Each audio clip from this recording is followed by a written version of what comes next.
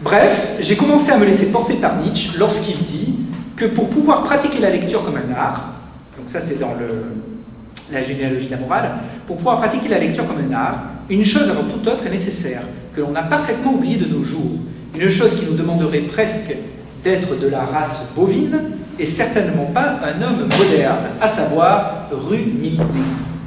Pour lire, il faut savoir ruminer, comme les bovins. Dès lors, l'exercice consista à m'imposer une discipline, persuadé que je suis qu'il ne saurait y avoir de méthode sans discipline. Il a donc fallu, donc là, méthode, discipline, la question foucaldienne se pose à plat.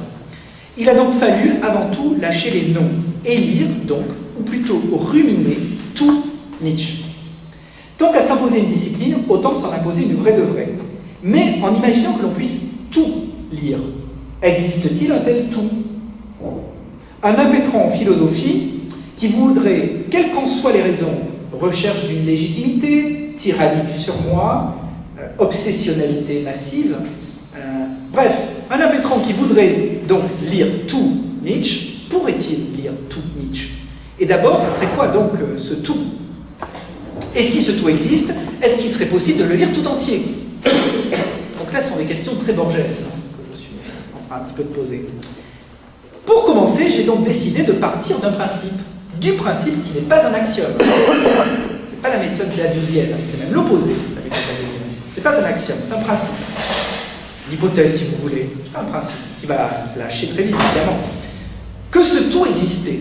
Voilà, je me suis dit, ce tout existe. Et je l'ai, pour les besoins de cette thèse, inventé, ce tout. J'ai donc pris deux décisions qui furent les plus folles de ces années de travail, et probablement qui seront devant vous, messieurs du jury, il y avait des hommes à ce moment-là, messieurs et mesdames du jury, qui sera probablement la plus difficile à défendre. La première position, j'ai décidé que les œuvres philosophiques complètes de Nietzsche, éditées par Colli et Montinari, dans leur version française, n'étant pas germanophone, enfin, pas suffisamment germanophone pour le lire uniquement dans le texte, serait ce tout. Ce sera donc mon premier principe.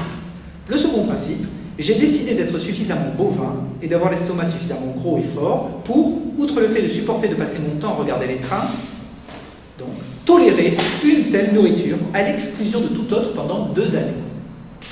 Donc ma première année et demie de thèse était de me poser la question, mes 2 années suivantes ont été de ne lire que Nietzsche, à l'exception de toute autre lecture. Parce qu'effectivement, je me suis imposé. Bref, j'ai décidé de prendre Nietzsche au pied de la lettre, et pour éviter d'être ce qu'il appelle une bête à cornes, de devenir un des meilleurs ruminants qui soit, voire le meilleur des ruminants de Nietzsche.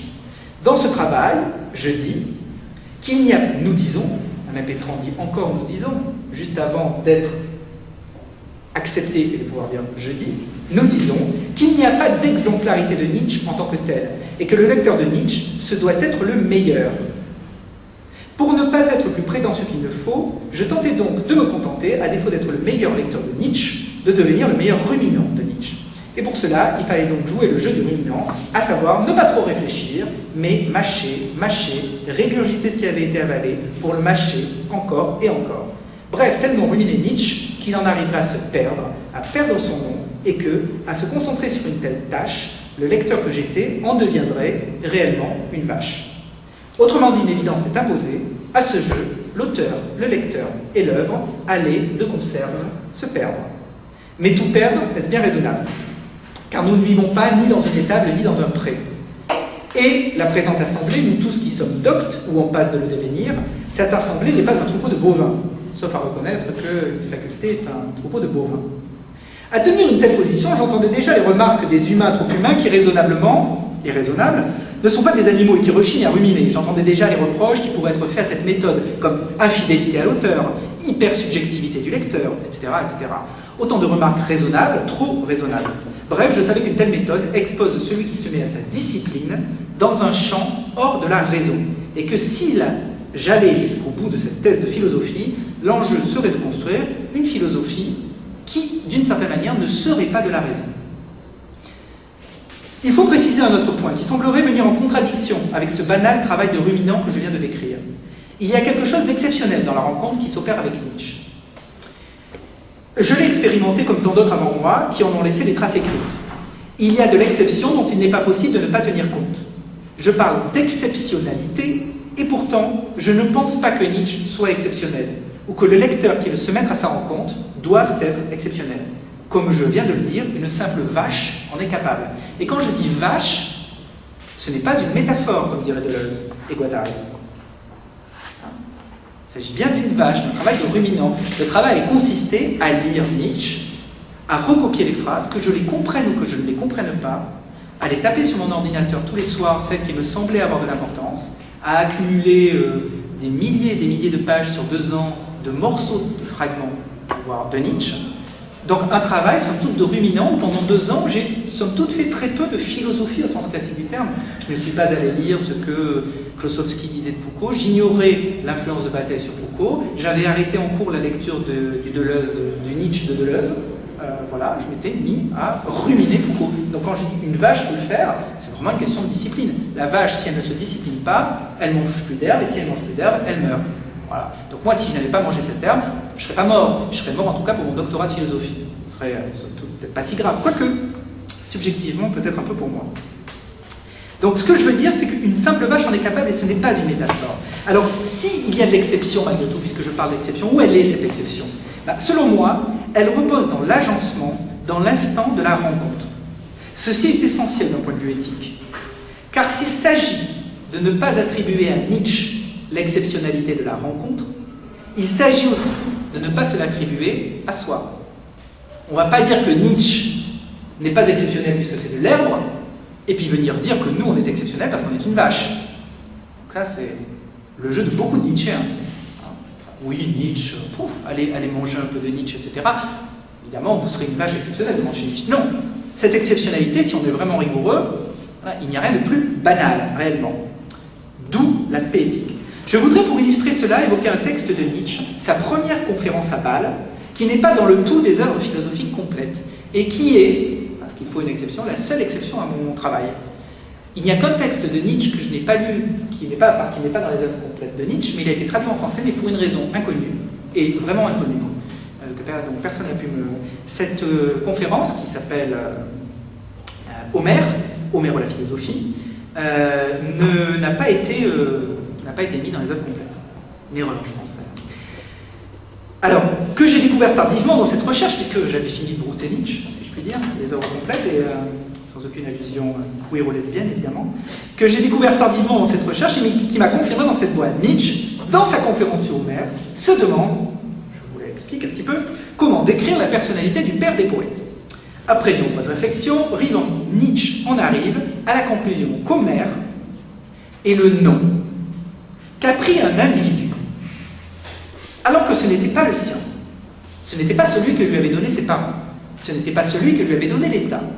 Il y a un individu qui a pris le nom d'Homère et qui a agencé des fragments qui avaient été écrits probablement par le vrai Homère. Vrai Homère qui, lui, n'a donc plus de nom, puisqu'il a été pris par le Homère qui a écrit l'Iliade et l'Odyssée.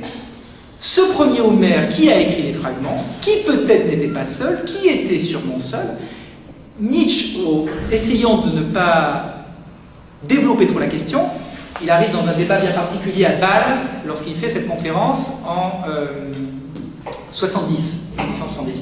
Le débat, c'est est-ce que l'Iliade et l'Odyssée, est-ce que Homère était une seule ou plusieurs personnes? Voilà, c'est le débat philologique qui a traversé tout le 19e, une partie du 20e, avant de s'arrêter. Lui, Nietzsche dit, moi je déplace la question, et je dis que ce Homère original, je peux vous dire une chose, assurément, il ne s'appelait pas Homère. Je vais même plus loin, dit Nietzsche, je l'appelle un jugement esthétique. Il utilise le terme, en le reprenant évidemment de Kant et en le détournant. Un jugement esthétique, dont on ne sait pas si cet auteur de ces fragments était un ou plusieurs individus, ce n'est pas la question. Bref, Homère est le nom d'un auteur anonyme qui s'est mis à l'épreuve de perdre son nom pour endosser le nom d'une multitude de fragments. Okay. Il est l'agenceur dont l'individualité se part d'un nom qui ne lui appartient pas. D'accord? Donc il y a quelque chose d'extrêmement complexe dans ce jeu-là. Quelque chose qui a été vraiment développé, je trouve, avec des concepts très forts par Deleuze et Guattari, évidemment. C'est cette question de l'agencement. Comment est-ce que là, Homère arrive, un anonyme, arrive à échanger son nom et en même temps garder son nom, prendre son... Voilà, une sorte de flou comme ça. Alors si un jour vous avez l'occasion de lire cette petite conférence qui existe, qui est trouvable assez facilement, sinon je pourrais la... Enfin, vous pouvez la trouver assez facilement, elle est à la bibliothèque. C'est une merveille absolue, parce que on imagine quelqu'un qui vient passer un examen pour... là, je m'échappe un peu de ma soutenance de thèse, parce que j'ai pas dit ça, ma soutenance de thèse, évidemment. Pour quelqu'un qui vient passer un examen comme ça, pour devenir professeur à Bâle, venir dire « mais votre débat, il est faux », c'est pas la question elle est ailleurs. Il faut quand même une sacrée comment dire... le mot qui me vient, c'est insouciance, mais c'est pas ça que je veux dire, être sacrément gonflé, enfin, vraiment. Alors, eh bien, de même, je pense que Nietzsche est le nom qu'a pris un agenceur qui ne se possédait pas, en réalité, ce nom. Auteur aujourd'hui anonyme, parce que dépossédé de son propre nom et possédé par le nom d'un autre. Autrement dit, possédé par le nom d'un jugement esthétique. Donc, en titrant cette thèse lecture de Nietzsche, avec un S à lecture entre parenthèses, je dis que Nietzsche est le nom sous lequel on range les fragments que sont les écrits de Nietzsche. Nietzsche est en ce sens un jugement esthétique. Et je dis que l'individu qui est allé jusqu'à sacrifier son nom sur l'autel de ce fondateur, individu qu'on a pris l'habitude d'appeler Nietzsche, individu né le 15 octobre à Röcken et né le 25 août 1900 à Weimar, cet individu nous a donné un exemple de lecture en acceptant à force de les ruminer de perdre son nom pour agencer ses fragments. En ce sens, et c'est en ce sens que Nietzsche représente une féconde brisure, pour reprendre le terme de René Scherrer et Guy Hockenheim dans L'âme atomique, et qu'une philosophie qui ne saurait donc être que de la raison, qui me semble être la question que vous posez dans votre livre, à tous les deux, s'ouvre de cette brisure, une philosophie du fragment qui décompose la lumière crue, blafarde du savoir, pour proposer une poétique de l'illimité. Et si vous vous êtes intéressé à ce moment-là au romantisme, notamment, sur la question de l'âme atomique, et si Nietzsche se colle à un moment très très fort avec la question du romantisme, notamment avec l'Athénéum, ce n'est évidemment pas pour rien, parce que cette brisure, pour reprendre votre terme, le terme de René et de Guy, est vraiment cette façon de penser une philosophie qui ne serait pas que du savoir. Est-ce qu'elle serait de la raison? Est-ce qu'elle est de la raison?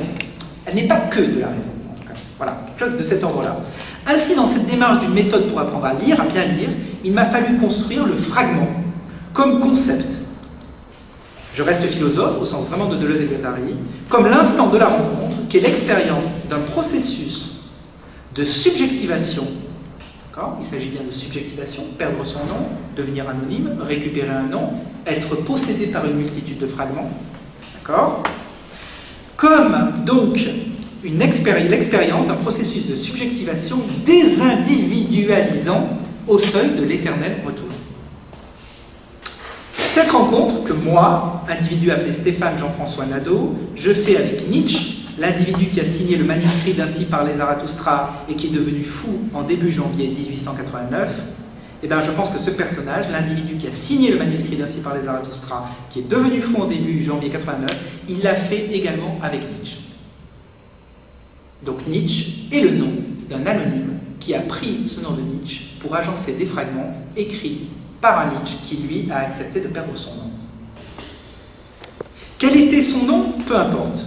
Quel est le lien de cette rencontre que représente la présente thèse? Peu importe. Ce qui importe, c'est de mettre sa subjectivité à l'épreuve de cette rencontre, d'expérimenter le fragment tel que nous le définissons dans notre thèse. Dès lors, la question se déplace. Après s'être demandé comment lire, la question devient quelle est la force, quelle est l'action de la lecture? Autrement dit, qu'est-ce que fait le fait de lire? La réponse est, je crois, composer. Pas recomposer, ni même décomposer, mais composer. Le lecteur, que j'appelle généalogiste, en ce qu'il se substitue, comme je tente ici de le dire, en composant un parcours de thèse, donc comme il se substitue à celui qui cherche son ancêtre et dessine des arbres généalogiques, il préfère au contraire suivre les rhizomes et sortir la tête du sol gris pour en profiter, un peu comme les pousses de bambou au printemps sortent d'une oise.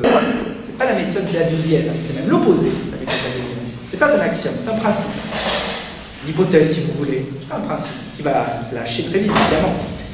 Que ce tout existait. Voilà, je me suis dit, ce tout existe. Et je l'ai, pour les besoins de cette thèse, inventé, ce tout. J'ai donc pris deux décisions qui furent les plus folles de ces années de travail. Un impétrant qui voudrait donc lire tout Nietzsche, pourrait-il lire tout Nietzsche? Et d'abord, ça serait quoi donc ce tout? Et si ce tout existe, est-ce qu'il serait possible de le lire tout entier? Donc là, ce sont des questions très Borges que je suis en train un petit peu de poser. Pour commencer, j'ai donc décidé de partir d'un principe, du principe qui n'est pas un axiome, ruminer. Pour lire, il faut savoir ruminer, comme les bovins. Dès lors, l'exercice consista à m'imposer une discipline, persuadé que je suis qu'il ne saurait y avoir de méthode sans discipline. Il a donc fallu, donc là, méthode, discipline, la question foucaldienne se pose à plat. Il a donc fallu, avant tout, lâcher les noms, et lire, donc, ou plutôt ruminer. Bref, j'ai commencé à me laisser porter par Nietzsche lorsqu'il dit que pour pouvoir pratiquer la lecture comme un art, donc ça c'est dans la généalogie de la morale, pour pouvoir pratiquer la lecture comme un art, une chose avant toute autre est nécessaire, que l'on a parfaitement oubliée de nos jours, une chose qui nous demanderait presque d'être de la race bovine, et certainement pas un homme moderne, à savoir inné tout Nietzsche. Tant qu'à s'imposer une discipline, autant s'en imposer une vraie de vraie, mais en imaginant que l'on puisse tout lire. Existe-t-il un tel tout? Un impétrant en philosophie qui voudrait, quelles qu'en soient les raisons, recherche d'une légitimité, tyrannie du surmoi, obsessionnalité massive,